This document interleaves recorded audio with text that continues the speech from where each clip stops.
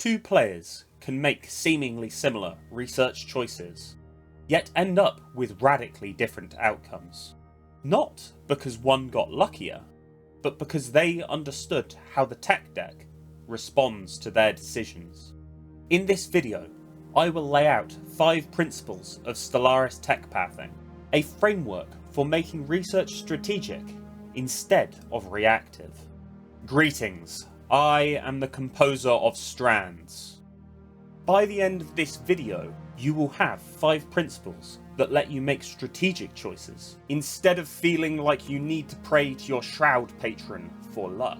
First, let me get everyone up to speed on how the Stellaris tech tree works, and what I mean by tech pathing. In contrast to how it might appear in-game, Stellaris does have a traditional tech tree, with prerequisites and tier progression. This is what makes up your current tech deck.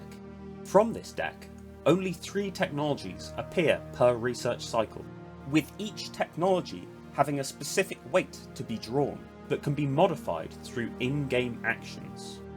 Tech pathing is the art of choosing the correct option from every random draw of technologies, not only based on what's immediately useful, but on the long-term consequences of each decision. The problem is that the effects of poor tech pathing are higher order, making it a difficult task to evaluate in isolation.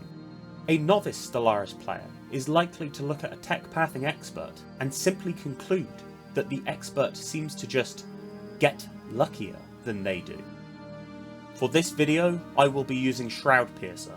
In Shroud Piercer, you can see the current tech deck for each area: physics, society, and engineering, the base and current draw weights for each technology, the hit chance per draw cycle for each technology, and the change in total weight that researching each technology will have. If you would like to follow along, or apply these principles to your own saves, you can download Shroud Piercer using the link in the description. It lets you see what the game is actually doing behind the scenes. One of the most basic principles of tech pathing is to control the deck. Every technology you research changes the pool of available options. Some options dilute your odds, others concentrate them. You want to limit bifurcation. Avoid techs that unlock a lot of new options unless you really need them. Conversely, high chance techs that don't act as a prerequisite for anything can be worthwhile to research simply because they remove themselves from the pool, boosting the odds of the technologies you actually care about. Permanent research options are another tool at your disposal. They're always available when you need them. Remove themselves from the draw pool and avoid polluting your deck further with the technologies they would unlock. There are a few ways to get them early: collecting ship debris, completing Empire focus quests in the situation log, and using espionage to steal technology from others. Each permanent research option you get helps you shrink the pool and concentrate your odds. This second principle is simple. Research alternatives are king. Research alternatives multiply your chances. Mathematically, each alternative splits 100% hit chance odds across all available techs, and effectively gives you another full roll of the tech deck, which boosts the likelihood of drawing all technologies, including the rare ones. Because you have fewer situations where you're forced to take unwanted techs, they also speed up your power spikes and reduce frustration from bad luck. Some key sources of alternatives include the Tier 2 physics tech, self-evolving logic, the Discovery tradition tree, inquisitive counselors, and the Scientific Revolution edict unlocked through the Ascension theory technology. By stacking alternatives, you're not just increasing odds, you're taking control of the tech deck and your strategy. The third principle concerns timing your tier progression. Each tier unlocks after you research 6 technologies of the prior tier. Early in the game, it's simple. Research your tier 1 techs, Then you gain access to Tier 2. But as you approach your 6th tech in any other tier, choices become critical. Unlocking a new tier too early can dilute your draw pool, making it harder to get the mid-game techs you actually need, like strategic resource extraction or rare Tier 3 techs. There's also a beeline penalty. Technologies of Tier 3 and higher grant an additive 20% weight modifier to techs 2 tiers below them. This means unresearched lower tier techs become increasingly more likely to appear the further ahead you get, and dilute your tech deck even more drastically. And it's not just within a single field. High tier techs give the beeline penalty to all 3 research areas, so advancing too fast in one area can slow development in the others. Planning your tier progression carefully keeps your deck manageable and preserves high odds for critical technologies later in the game. The core idea of Principle 4 is that leaders can manipulate your tech chances. Scientists with expertise in a research field don't just speed up research, they can drastically alter the odds of rare techs appearing. Keep in mind, increasing odds in one category necessitates decreasing them in another. Your total hit chance is only ever equal to your number of research alternatives times 100%. So every bonus is a redistribution problem, not a free increase. Many rare, high tier techs have debuffs unless you have traits like Maniacal, Spark of Genius, or Curator expertise on your council. So it's often worth it to plan for having these traits in your council in every game you play.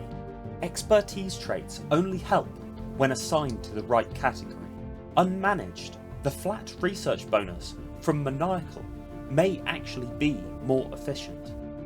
You can even switch scientists a month before a research reroll to align with a strategic tech pathing plan, or take civics that allow for scientist councillor positions to increase the flexibility of getting powerful traits. By using leaders strategically, you're shaping the deck itself, giving yourself the ability to hit rare techs when you need them most. The 5th principle is to master each tech area individually.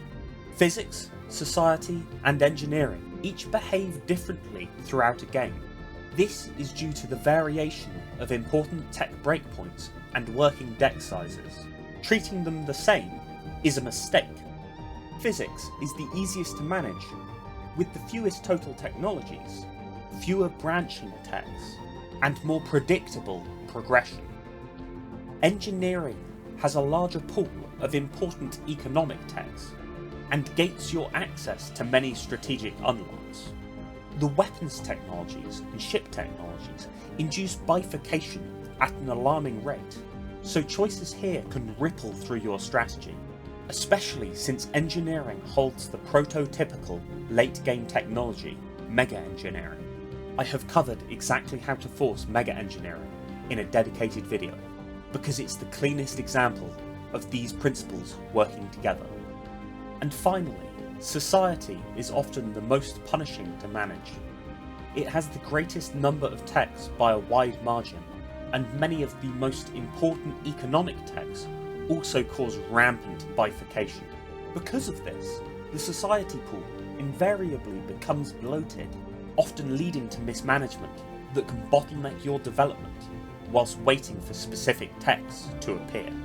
By understanding the unique flavour of each area, you can plan your research path without being blindsided by the pool or prerequisites. I plan to explore each area in acute detail in future videos. But for now, remember, treat each area separately and plan your path through each area deliberately. Taken together, these principles describe a single idea, not rules, and certainly not a rigid build order. They represent a different way of thinking about the tech deck. Once you understand how the interweaving tapestry of systems interact, mega engineering and every other rare technology stop being a gamble. You're no longer hoping the shroud is kind, you are shaping the odds.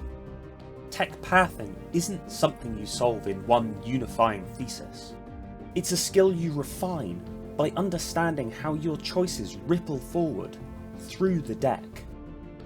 And once you learn to read that system, the shroud stops being something you pray to. It becomes something you can pierce.